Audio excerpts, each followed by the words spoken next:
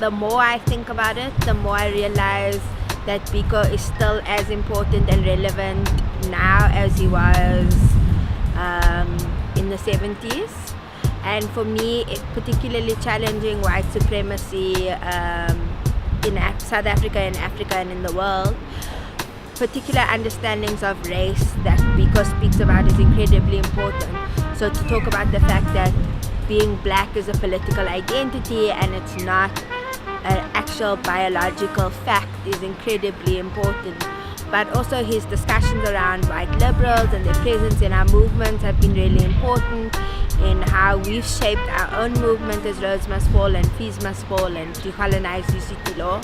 But I also think it's been really important to talk about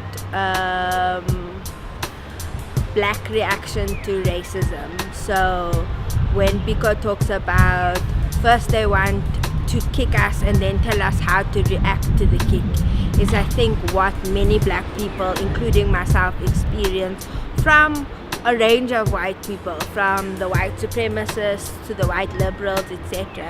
And I think it's an ability to kind of understand how to deal with our response to racism and race in our anti-racist politics.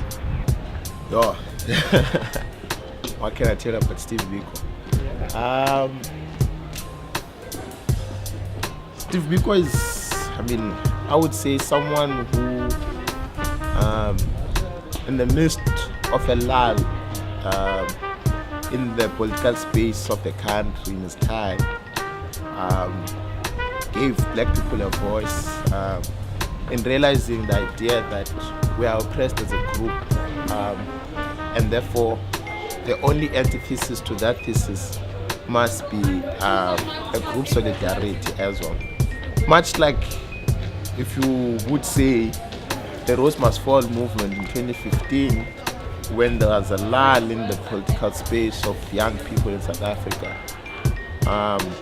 we gave voice to say that we are oppressed as a group of black people, and therefore the only logical antithesis to that is to organize ourselves as a group to that oppression.